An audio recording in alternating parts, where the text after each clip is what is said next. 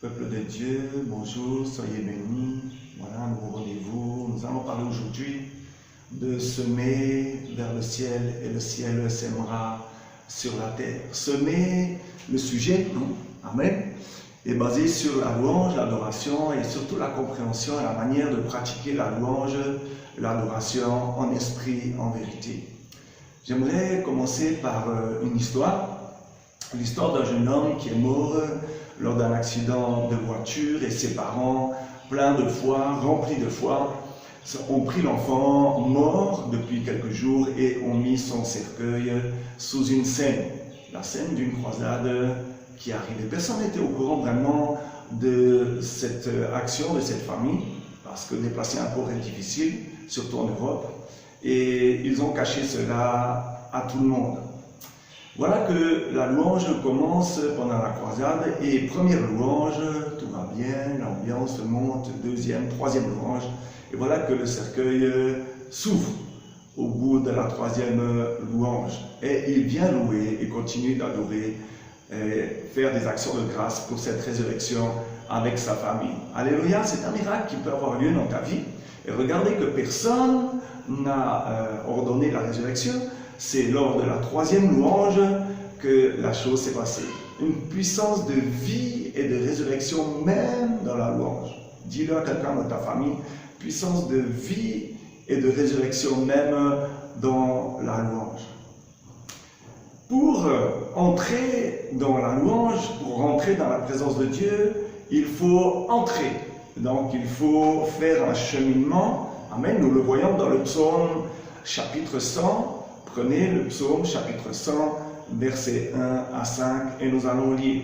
Ici, il s'agit d'un psaume de louange, il est marqué « Poussez vers l'Éternel les cris de joie, Amen, vous tous, habitants de la terre. » Je vois que je suis concerné parce que je suis un habitant de la terre, et on parle même, y inclut les païens, et rappelez-vous le texte, il dit « Tous ceux qui respirent, adorent Dieu, loue l'Éternel. » Au verset 2, il est dit, servez l'Éternel avec joie. Je dois servir l'Éternel avec joie. Venez avec allégresse en sa présence. Je dois venir avec allégresse. L'allégresse est un niveau de joie plus élevé, presque sans limite. Au verset 3, il est dit, sachez que l'Éternel est Dieu. C'est lui qui nous a fait et nous lui appartenons. Nous sommes son peuple et le troupeau de son pâturage. 4. Entrez dans ses portes avec des louanges, dans ses parvis avec des cantiques. Célébrez-le, bénissez son nom, car l'Éternel est bon, sa bonté dure toujours et sa fidélité de génération en génération. Je résume. C'est le monde entier qui doit louer, adorer, faire des actions de grâce. En commençant par pousser des cris de joie. Je dois le servir avec joie, je dois savoir que l'Éternel est Dieu. Je dois entrer dans ses portes avec des louanges, dans ses parvis avec des cantiques. Regardez le cheminement, je ne peux pas débarquer dans l'adoration sans passer par la louange. C'est comme quelqu'un qui rentre dans une maison sans passer par la porte. Il faut passer par la louange pour accéder à l'adoration, et à l'adoration, à la présence de Dieu qui nous fait rentrer dans sa gloire. Amen.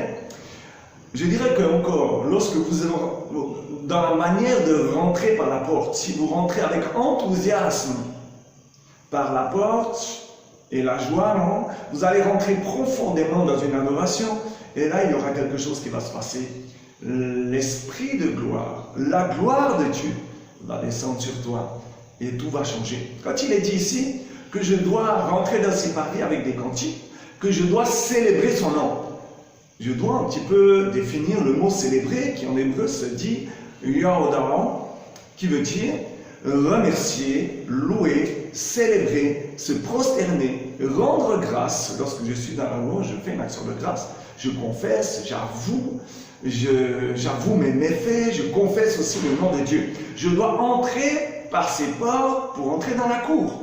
Comme je vous l'ai dit tout à l'heure, je ne vais pas rentrer à travers les murs, nous ne sommes pas dans la sorcellerie, nous allons rentrer comme Dieu nous le demande, par la louange et l'adoration. C'est pour ça qu'il est très important que tu viennes à l'Europrogramme. Quand l'adoration a commencé, tu es déjà, l'adoration a commencé, tu es déjà normalement rentré par les portes. Et tu débutes par l'adoration, quelque chose va te manquer. Il y a cette progression pour entrer dans la présence de Dieu qui est nécessaire. Évidemment, c'est une progression qui est spirituelle. Par le moyen de la foi, il faut prendre du temps dans la cour, il faut, une fois dans les parvis, tu dois le louer. Et lorsque tu es dans les parvis, tu es attiré comme aimanté par l'amour de Dieu dans le lieu très saint, dans la présence de Dieu, justement pour se perdre dans cet amour. Il y a un texte que j'aime beaucoup, qui est dans 1 Roi, chapitre 8, que nous allons lire.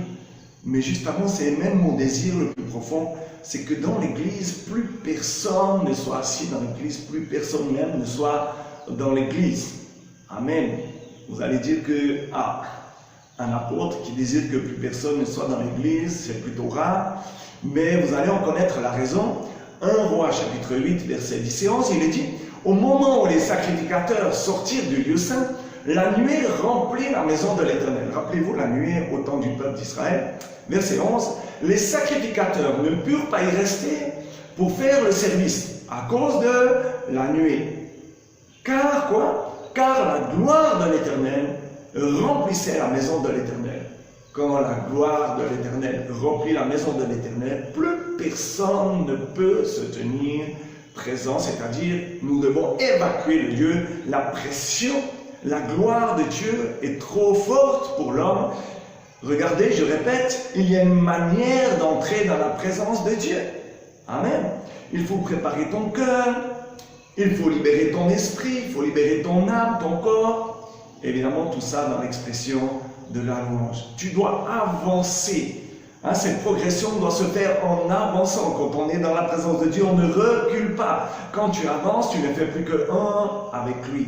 Ton cœur doit être engagé totalement. Tu ne peux pas venir en esprit, en vérité, et avoir un cœur ailleurs, des pensées ailleurs, des préoccupations.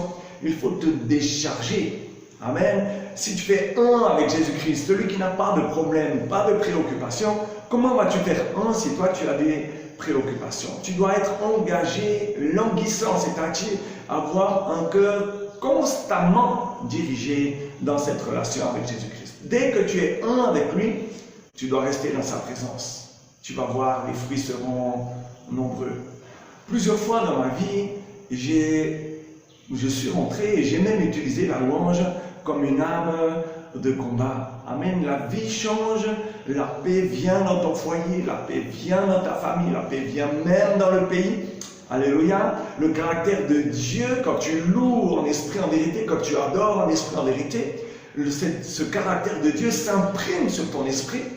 Amen. Et tu reçois le fruit même de l'esprit très souvent. Et ton esprit se conforme alors à son image à ce moment-là. Voilà le cri encore qui peut sortir de ton cœur lorsque tu es dans une pleine adoration, lorsque ton esprit est complètement connecté à celui de Dieu. Par exemple, dans Psaume 42, verset 1, il est dit « Comme une biche soupire après d'un courant d'eau, ainsi mon âme soupire après toi, ô Dieu. » Est-ce que ton âme soupire après Dieu aujourd'hui? Pose-toi cette question. Amen. Où est-ce que ton âme soupire à résoudre tes problèmes, à sortir de tes problèmes financiers, préoccupations, soucis? Tu dois chercher continuellement la présence de Dieu. Le modèle d'adoration est dans Acte 15. Prenons Acte 15 ensemble, au verset 16 et 17. Acte 15, versets 16 et 17. Il est dit « Après cela, je reviendrai et je relèverai de sa chute la tente de David, j'en réparerai les ruines et je la redresserai. » Verset 17. « Afin que le reste des hommes cherche le Seigneur, ainsi que toutes les nations sur lesquelles mon nom est invoqué, dit le Seigneur qui fait ces choses. » La tente de David, c'est la manière de louer Dieu, d'adorer Dieu. Amen. Et le Seigneur veut relever de sa chute ta tente aussi. Amen. Dans sa manière, dans ta manière d'adorer, dans ta manière de louer en esprit, en vérité, le Seigneur veut réparer les ruines. Amen. Quand tu loues, le Seigneur redresse, le Seigneur répare les ruines, afin que le reste des hommes, il est dit au verset 17, cherche le Seigneur. Amen. Il faut chercher le Seigneur, cherche sa face, regarde aux choses d'en haut, ainsi que toutes les nations sur lesquelles mon nom est invoqué, dit le Seigneur, virgule, qui fait ces choses. C'est le Seigneur qui fait ces choses. Pour avancer, mon frère, ma soeur, il faut se détacher. Parce que sans se détacher, t'attacher à Jésus-Christ est impossible. Il faut s'attacher à Jésus-Christ. Et pour s'attacher à Jésus-Christ, il faut abandonner ton esprit. C'est-à-dire, pour se détacher des choses du monde, il faut regarder aux choses qui sont en haut.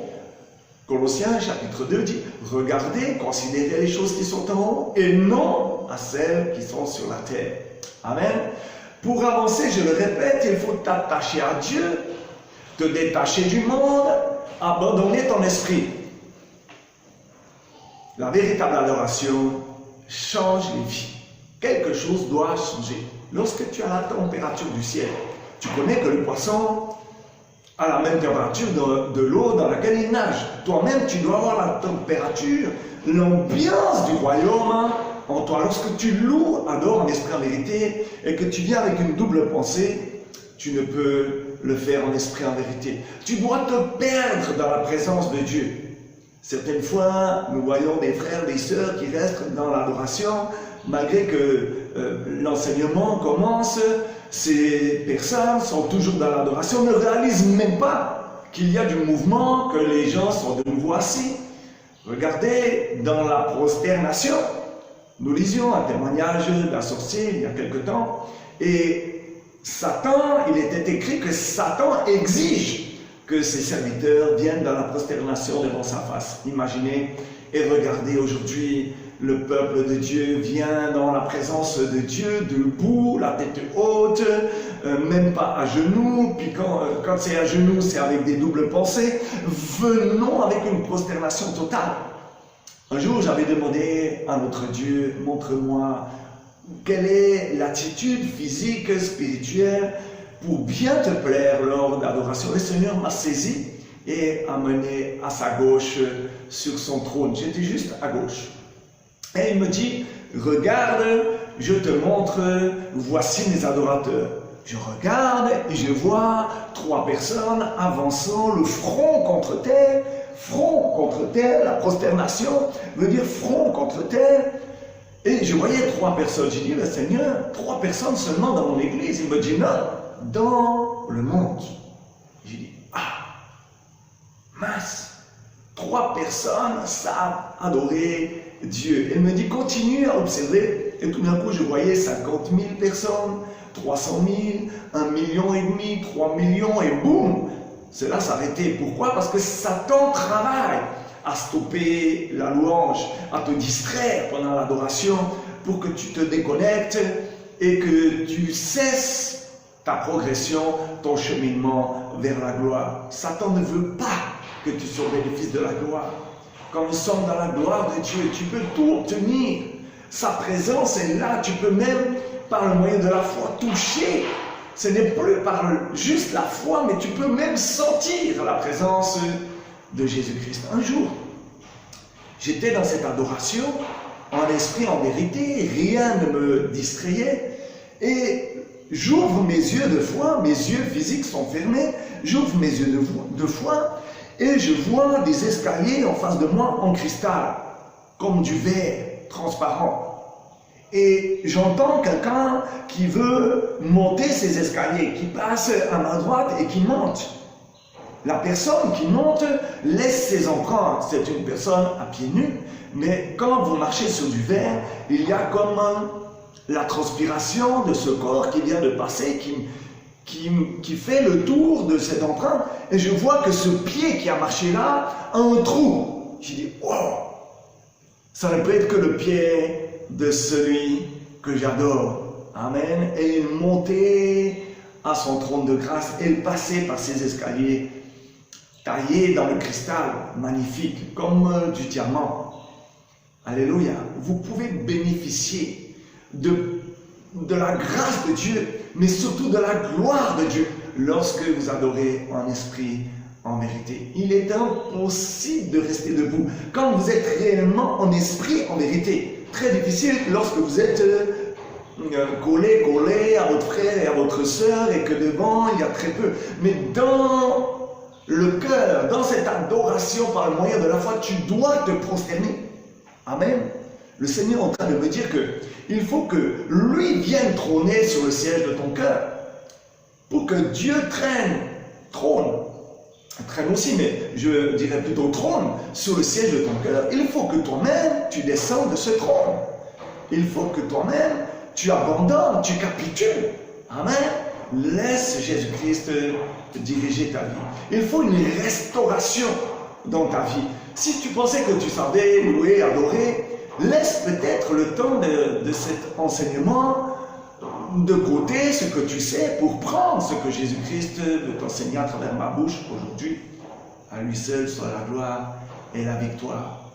Dans le psaume 150, il est dit au verset 1, nous allons prendre du verset 1 au verset 6, il est dit « Louez l'Éternel, louez Dieu où? Dans son sanctuaire. Louez-le dans l'étendue où éclate sa puissance. » Dans l'étendue où éclate sa puissance. Lorsque tu es dans sa présence, il y a sa force, son pouvoir, sa puissance. Amen. Loue-le pour ses hauts faits. Dis-lui merci Seigneur pour tout ce que tu as accompli. Loue-le selon l'immensité de sa grandeur. Parce que quand Jésus-Christ agit dans la vie de quelqu'un, il ne laisse pas des petites choses derrière lui. Amen. Peut-être que tu as vu toi-même une petite chose, mais derrière, il y a quelque chose de gigantesque, sans limite. C'est l'amour manifesté de Jésus-Christ. Au verset 3, il est dit, louez-le au son de la trompette. Même alors, si tu as un instrument chez toi, sors-le. Même si c'est ta voix, loue-le avec le luth et la harpe. 4. Louez-le avec le tambourin et avec des danses. Louez-le avec les instruments à cordes et le chalumeau. 5. Louez-le avec les cymbales sonnantes. Louez-le avec les cymbales retentissantes. Regardez, l'orchestre même doit se lever pour adorer Dieu. Je dirais que même si tu es musicien, mon frère, n'écarte pas cet enseignement, tu es aussi concerné, même si tu n'ouvres pas ta bouche. Tu dois jouer pour le Seigneur en esprit, en vérité, parce que certains musiciens dans nos églises viennent juste pour peut-être même se faire voir, amen, et de dire, regardez comment je maîtrise la batterie, regardez comment je maîtrise la guitare. Joue en esprit, en vérité, pour ton Dieu. Ne joue pas pour les personnes qui sont au sol. Loue celui qui est dans les cieux. Il est dit au verset 6 que tout ce qui respire loue l'Éternel, louez l'Éternel. Quand il dit loue l'Éternel, louez l'Éternel, c'est qu'il sait que celui qui lit ce texte, qui veut pratiquer ce texte, respire. Amen. Une petite histoire. Un homme de Dieu rentre dans une forêt, il entend le renard, les oiseaux, la nature vivre, et il dit, Seigneur, puisque tu dis que tout ce qui respire loue l'Éternel, est-ce que la nature loue l'Éternel? Parce que les animaux respirent. Alléluia. Et donc, le Seigneur commence à interpréter dans son esprit tout ce que les renards disent, tout ce que les oiseaux disent, et ils disent, je loue l'Éternel, j'adore l'Éternel. Hosanna, Hosanna, Hosanna, Hosanna au fils de David. Hosanna à toi, Éternel des armées. Hosanna, Hosanna, toi qui es le Dieu créateur. Et voilà qu'il réalise que lorsqu'un oiseau crie, chante, il y a une adoration, il y a une louange. Et nous sommes sans louer dans nos maisons. Nous sommes sans louer dans nos familles. Regardez, pendant que toi tu ne loues pas, peut-être que le petit oiseau que tu vois à travers ta fenêtre loue tout ce que Dieu a fait. C'est-à-dire, il y a une gratitude. Il y a aussi quelque chose qu'il faut que tu saches. Parce que rentrer dans la louange et l'adoration avec une rancune, rentrer avec des préoccupations, il est impossible de donner son cœur entièrement à Jésus-Christ. Regarde, la louange est une expression, c'est-à-dire même physique, de gratitude, de reconnaissance. Et si tu es dans le mécontentement, c'est-à-dire tu es mécontent ou mécontent de ce que Dieu a fait pour toi, comment vas-tu rentrer dans la reconnaissance? Reconnaissance, c'est quoi? C'est dire merci Yahweh pour tout ce que tu as accompli dans ma vie, mais impossible, tant que tu te plains de ce que tu as, alléluia, de dire merci Seigneur pour les choses que tu as et même les choses que tu n'as pas. Il y a une expression même physique, vocale des bienfaits de Dieu. L'adoration est la plus haute forme de louange. L'adoration, j'aimerais te dire, je vais le redire, l'adoration ne se prépare pas, on y rentre. C'est ce que je disais au départ. il y a la louange qui est la porte, tu rentres par la louange, et ensuite tu arrives dans les parvis, dans l'adoration, et tu es aspiré dans la présence de Jésus-Christ. Dans Jean 4, verset 24, il est dit, Dieu est esprit, et il faut que ceux qui l'adorent en esprit et en vérité. Tu te rappelles, non? Adorer en esprit, c'est adorer sans dissimuler, sans autre pensée. Proverbe 20, verset 27, il est dit, le souffle de l'homme est une lampe de l'Éternel, il pénètre jusqu'au fond des entrailles. Que le Seigneur sonde nos cœurs, dans quel état d'esprit nous venons dans sa présence, et nous dise, par exemple, Sam, aujourd'hui tu m'adores, mais tu n'es pas là. Pourquoi tes pensées sont ailleurs? Pourquoi tu as gardé la rancune envers ton frère, ta femme, ton mari? Pourquoi tu as gardé tes rancunes envers ta famille, envers ton pays? Ok, vous êtes dans une situation difficile de pauvreté, mais bénis tes autorités.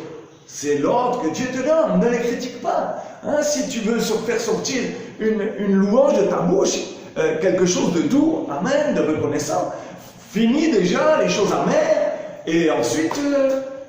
abandonne même les choses amères et fais sortir les choses douces de ta bouche. Que ta douceur soit connue de tous les hommes, y compris pendant la louange et l'adoration. Jean 14, verset 16 et 17. Et moi je prierai le Père, Jésus-Christ dit là, et moi je prierai le Père, et il vous donnera un autre consolateur, afin qu'il demeure éternellement avec vous. Esprit de vérité, que le monde ne peut recevoir, parce qu'il ne le voit point et ne le connaît point, mais toi, tu le connais, car il demeure avec toi et il est en toi. Alléluia, quand l'Esprit de Dieu est en toi, il ne peut monter qu'une adoration en esprit. Alléluia. La chair doit s'effacer, doit s'écarter, je dois me dévêtir, pour revêtir, je dois me dévêtir. Alléluia. Il est dit, dans Colossiens 3, verset 5, que je ne peux adorer Dieu dans la chair. Venir faire une démonstration d'adoration, de louange, pour que tout le monde voit ma capacité. Aujourd'hui, mon frère, adore ton Dieu sans même avoir en tête que tu sais toutes choses, que tu connais toutes choses, que comment il va m'apprendre. Lui là, le petit blanc en Afrique, à Yaoundé, va m'apprendre comment louer, adorer. Amen. Amen. Colossiens chapitre 3, verset 5. Faites donc mourir les membres qui sont sur la terre, l'impudicité, l'impureté, les passions, les mauvais désirs, la cupidité qui est une idolâtrie. Au verset 16 et 17. Que la parole de Christ habite parmi vous abondamment. Instruisez-vous, exhortez-vous les uns les autres en toute sagesse. Comment? Par des psaumes, par des hymnes, par des cantiques spirituels, chantant à Dieu, à personne d'autre, dans vos cœurs, sous l'inspiration de la grâce. Au verset 17, il est dit, et quoi que vous fassiez, en parole ou en œuvre, faites tout au nom du Seigneur Jésus-Christ, en rendant par lui des actions de grâce à Dieu le Père. Tout ce que tu fais, dans tout ce que tu fais, dans tout ce que tu penses, tout ce que tu dis, tout ce que tu dis, tout ce que tu fais, fais-le pour la gloire de Dieu. Si tu te débarrasses de tout ce qui n'est pas de Dieu, alors il ne te restera que son esprit, que ton esprit, adorant l'esprit de Dieu. Il y a un principe d'interprétation dans la parole de Dieu. Amen. C'est la loi de la première mention. Et nous voyons que c'est dans Genèse 22, verset 5, qu'il y a la première mention d'adorer. Et Abraham dit à ses serviteurs, restez ici avec l'âne, moi et Isaac, le jeune homme, nous irons jusque-là pour adorer. Mais nous savons que c'était pour sacrifier son fils unique.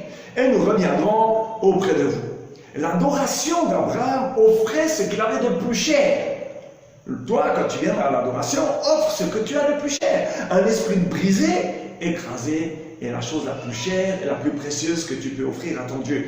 Et voilà la réponse aussi d'Abraham. Quand Dieu lui demande de venir adorer, il répond comment? Il répond par l'obéissance. Quand Dieu te demande de venir adorer et de louer, de venir à l'heure à son programme, sois dans l'obéissance. L'acte d'adoration est un grand sacrifice. Alléluia. Voyons dans Romains 12, versets 1 et 2, il est dit, rapidement, je vous exhorte donc, frères, par les compassions de Dieu, à offrir vos corps comme un sacrifice vivant, saint, agréable à Dieu, ce qui sera de votre part un culte raisonnable. 2. Ne vous conformez pas au siècle présent, mais soyez transformés par le renouvellement de l'intelligence, afin que vous discerniez quelle est la volonté de Dieu, ce qui est bon, agréable et parfait. Je comprends ici que je ne dois pas me former à l'intérieur. Conformer veut dire former à l'intérieur, être formé par le siècle présent, c'est-à-dire le monde, mais je dois être transformé par le renouvellement de mon intelligence, afin que je discerne quelle est la volonté de Dieu, ce qui est bon, agréable et parfait. En d'autres termes, pour parler plus simplement, l'adoration est un abandon total de tout ton être à Dieu. Psaume 22, verset 3, il est dit « Pourtant tu es le Saint, tu sièges au milieu des louanges d'Israël. » Je crois que quand tu loues, tu ne te rends pas compte qu'il y a celui qui est en dehors, en face de toi. Réalise qu'il est là. Quand il dit qu'il siège au milieu des louanges et que tu loues, c'est qu'il est en face de toi. Réalise qu'il est là. Tu dois abandonner tout désir personnel. Encore une fois, je te le dis, détache-toi de toutes tes ambitions, de tous tes plans, de tous tes désirs pour entrer dans la véritable adoration. Sans cela, il est impossible. C'est une exhortation. Et ma prière, maintenant, c'est que tu reçoives ce feu de louange dans cette progression, que tu reçoives ce feu d'adoration et que tu reçoives aussi ce feu de gloire, ce feu d'action de grâce et arriver devant Jésus-Christ. Fais-lui connaître tous tes besoins, il est là. Amen. Dans cette gloire, tu obtiens tout au présent. S'il est dit dans la parole de Dieu, par exemple, que tu recevras, tu reçois. Et le Seigneur le promet. Dans Jean 10, verset 10, le voleur est venu pour voler, égorger, détruire, tandis que lui, il est venu, Jésus-Christ, pour t'apporter la vie afin que tu l'aies en abondance. Reçois l'abondance dans la louange, reçois et loue en abondance, reçois l'adoration et loue et adore en abondance, et reçois la gloire de Dieu en abondance. Bonne louange, bonne adoration, bonne présence de Jésus-Christ dans ta vie. Shalom, bye bye.